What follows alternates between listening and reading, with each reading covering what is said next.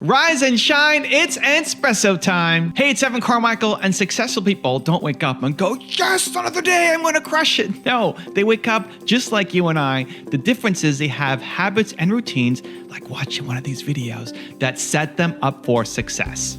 So let's start your day off right together. Grab your coffee, know that I believe in you. And in celebration of my recent one-on-one with Marie Forleo, enjoy this shot of Entspresso from our vault. I wake up every morning. Espresso keep me going. I wake up every morning. You know, it seems like you can't open a book or read a blog post these days without hearing somebody tell you to follow your passion or follow your bliss or follow your heart. And yes, I have said those things too. But today I want to talk about the power of going in what can often feel like the opposite direction. I want to talk about the power of following your fear. I'm not talking about following your very useful fear of big moving vehicles and walking in front of a bus, nor am I talking about doing anything stupid or irresponsible that could ruin you financially. What I am talking about, though, is the power of following good fear, directive fear, the kind of fear that you feel when you have an idea that just won't leave you alone, an idea about doing something that you've always wanted to do, something that's different and bold and kind of risky, where part of you is saying, oh no, I actually couldn't do that. But the deeper, wiser part of you wants this thing so damn bad. And the moment you imagine yourself going for it, you have worries like, will people laugh at me? Will they ignore me? Maybe this isn't even really an idea. What if I do it and it sucks? Am I going to destroy my reputation? Am I going to lose my marriage and my family and wind up living on the streets? My friend Steven Pressfield talks about this kind of fear in The War of Art, and he says, remember our rule of thumb. The more scared we are of a work or calling, the more sure we can be that we have to do it. And he continues, the more fear we feel about a specific enterprise, the more certain we can be that that enterprise is important to us and the growth of our soul. Everything that you want out of life is on the other side of your fears. Every great thing that you want out of your life, the life you want to create for yourself, for your family, for the community, for the world, the life that your family and you deserve is on the other side of the things that you are afraid to do. And if you never jump into it, if you never address them, if you never do those things, those great ideas that you got inside your head that could change the world, if you never take them on, you'll live your entire life knowing that you were capable of more and that you played small. You might have convinced yourself of all the reasons why you can't do it, but really deep down it's just fear and you played small. And we need to change that in this video. I just came back from doing an event this weekend. It was virtually, where I spoke in front of a couple thousand people. And just before going to speak, my niece was in the other room and she asked me, hey, are you nervous? Are you nervous about this speech you're about to give? I didn't have any slides. I was set to speak for almost an hour. And I had one or two thoughts that I wanted to make sure I got out. And I just wanted to jam with the audience. My favorite thing to do isn't just to give a prepared speech, but to try to bring as much value based off of the people in the room and get their questions and answer them. And so she said, aren't you nervous doing that live with no slides? Like, are you nervous? Like, yeah, I'm nervous. And I do scary things. If you look at your calendar for the next month, look at it. Look at what you've got booked in your next calendar. If there's nothing in there that scares you, I believe that you hate your life. That just means that you're doing the same thing over and over and over again, right? You're photocopying your life over and over and over and over and over and over. Every day is the same. If there's nothing in your calendar that scares you, everything is the same. People ask me all the time, they message me and say, how do I remove the fear? How do I get rid of all the anxieties? Like, well, you don't all the way. Having too much anxiety, sure, but you don't want a life with no stress, with no anxiety, with no fear. That means you're repeating the same day over and over again. You would hate that life. You'd be bored out of your mind. You'd be bored out of your mind. So you don't want that life. The key is we're not attacking it. We're not addressing it. You're not doing enough to jump into the thing. And so you're just reliving the same fear in your head of what could happen over and over and over and over and over again. The path through fear is through. It's not to play small. Every time you get scared of something and you don't do it, you're teaching yourself to have less self-confidence. If a great idea comes to you, maybe you get a great idea from this video or another video or a book or a friend, you get inspired, a great idea comes to you, and it's a big idea and it's going to require you to grow and be a better version of you, right? And then you don't do it. You play small. You find some excuse, some reason why you can't do it. What you're doing every time that happens, what you're doing is you're teaching yourself that you play small. You're teaching yourself to have less confidence in yourself, less belief in yourself, that you're not capable. You're teaching yourself in these moments every time that you're not capable of doing these things. I'm somebody who can't do this. That's even if you don't say it out loud, that's what you're teaching yourself every time that you play small and you don't do the thing. You need to start to flip it. You need to start to show yourself that you do difficult things, that you take on challenges, that you jump into the fear. Whether it works out or not is not the issue. Whether you get the result or not is not the problem. It's, did you try? Did you put your best effort in? Over the past couple of weeks, I've interviewed Marie Forleo on the channel. We've interviewed Matthew McConaughey on the channel. I've done that big event for a couple thousand people in South Africa. We had Tony Robbins on the channel. And every time leading up to it, I'm scared. Having Marie on, I was scared. Logically, it doesn't make sense. Marie's great. She's a fantastic interview. You don't even have to ask a question and she'll have amazing stories to tell you. She's personable. She's loving. She's kind. She, what's the worst thing that's going to happen on the interview? But logic is not the problem. The problem is the fear, the emotion. I'm worried that she's not going to have fun in the interview. I'm worried that you guys won't like the interview. I'm worried that I won't ask the right questions. I'm worried that I'm going to squander my opportunity. I'm worried that I'm going to kick myself afterwards to say, man, I wish I asked her this question. All of these fears start coming through my mind. When I look at on the calendar, right? Look at your calendar a week ahead and see what's on there. I looked at that and like, ooh, okay, Marie's coming up. I got to make sure that I do a good job. But I don't let the fear stop me. The path through is through. You have to show up. Because what happens is if you don't show up, again, you teach yourself that you suck. On the Matthew one, I had Matthew McConaughey on the channel, and I was super scared for that one because I don't know that much about him. I don't know that much about Matthew.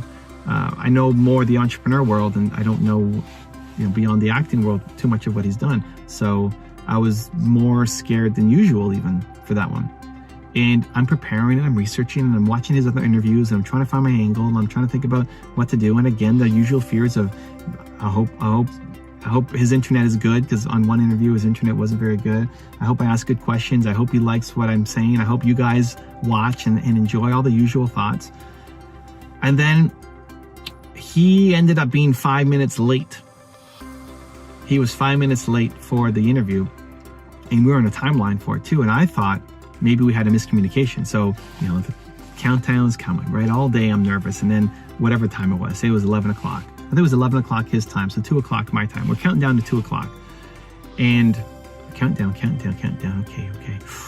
1 o'clock. Oh, okay, it's an hour. I'm not being very productive now. Okay, half an hour, 20 minutes, 5 minutes. Oh man, those last 5 minutes. Okay. Last glass of water, last bathroom break. Let's go. We're on in 5 minutes. Okay, I'm ready.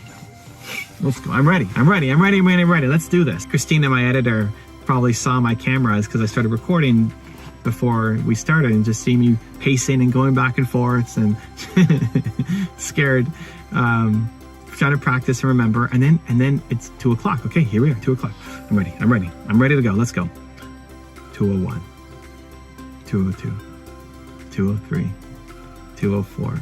And that may not seem like it's 4 minutes, but those were like the longest 4 minutes of my last 6 months sitting there waiting, because now the thoughts are going, oh my gosh, did he not get the invite? Did it not happen? Are we not on for today?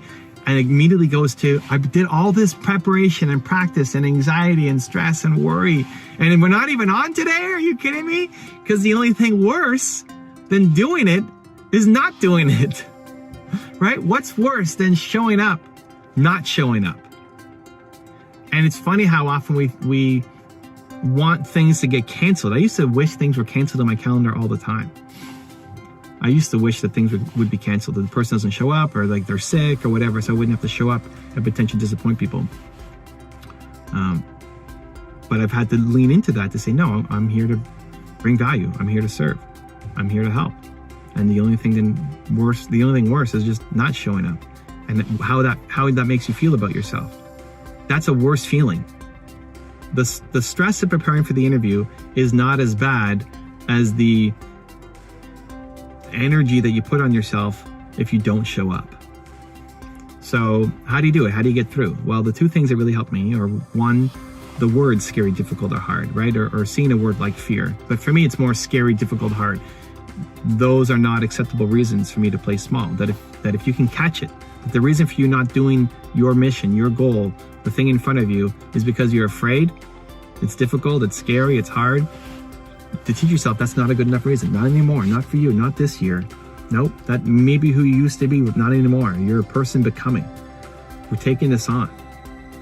Not a good enough reason anymore. Scary, difficult, hard. And then two, the thing that helps me is just service, default to service. I'm here to help. Why am I interviewing Marie? Because I want to help, because I want to help her with her book, and I want to help you. I want to try to get some value out of her, that she says something in a different way that I haven't said before, and maybe that inspires you to take some kind of action. I want to help you. And as soon as I get out of my head, my own selfish head of this is about me and how good I look or how bad I might look, which is more like it, and into service of I'm here with the intention to try to help and serve, that gives me the courage to go do the thing. Because not doing the thing is no longer an option. And when you remove that option and focus on you, do difficult, scary, hard, and you're here to serve and try to help, if you did that consistently and that's how you show up for your daily life, look out. Look out, world. Look out, fantastic life for you. Look out, because you're about to create some amazing things and go actually achieve the life that you deserve. Now, I've got a special bonus clip that I think you're going to enjoy. But before that, it's time for the good deed of the day. This is something new. I believe that you're built to serve, and it feels so good to do something nice for somebody else. So good deed of the day. Put down in the comments one thing that you need help with, that you're working on, that you'd love some support or guidance on. And then two, go comment on somebody else's comment and give them some love, give them some support, give them some encouragement, maybe give them some connections, try to help them solve that problem. Even if it's saying, I believe in you. That one little bit of encouragement can be the difference between somebody quitting and continuing on. So the good deed of the day, in the comments below, write down one thing that you need help on, that you're struggling with, that you're working on. And then part two is go give love to somebody else in the comments too, and let them know that you believe in them as well. Also, if you want to have more self-confidence and self-belief, the science says it can take up to 254 days of consecutive action for you to shift that habit forward. So I've designed a special free program to help you get more self-belief for every day. For 254 days, I will send you an email to an unlisted video that, if you watch it, will shift your confidence forward. The links to join for free are in the description below. Being a really, really good listener is one of the most underrated secrets to success. I wanted to be really successful, but not just to get shoes. I knew I wanted to make money because I wanted to make a difference. When I was bartending, I was fully bartending. I wasn't talking to myself about, oh my God, I should be dancing right now, or I should be working on my coaching practice. Stop scaring yourself. How often do you terrorize yourself with your own thoughts? You get into absolute terror, and it's only coming from your thoughts. Nobody out there is doing a thing. Sometimes it's an old family pattern, sometimes we get new things. I would like people, when you have time, to make a list of your fears. Make a list of your fears, and then give yourself the opportunity to turn each fear into a positive affirmation. Turn each one into something positive. And remember, always you are in charge. You are always in charge. See, one idle thought doesn't make a whole lot of difference. Thoughts are like drops of water. You drop a drop of water and it doesn't mean much. But if you keep dropping and keep dropping, you get a puddle on the floor, and then you can get a little pond and a lake, and finally you can create an ocean. And with our own thoughts, we can drown in a sea of negativity, or we can float on the ocean of life. And it's up to us. The thoughts we think accumulate. And what sort of puddles are you standing in? Or are you up to here? Or are you up to here and trying to paddle? You know, what are you doing to yourself? When we're willing to change our thinking, we can change our experiences. And it doesn't matter if you've got a big puddle of negative thoughts. You know, you can move over here and create a puddle of mindfulness, positive thoughts. You can make changes, always. So you want to turn those fear thoughts into positive affirmations. Let them work for you. If you want to see the last one-on-one I did with the amazing Marie Forleo, check it out right there next to me. I think you'll love it. Continue to believe, and I'll see you there. Most of us exist in this space of endless comparison, the compare and despair, right? So we have either these idealized versions of ourselves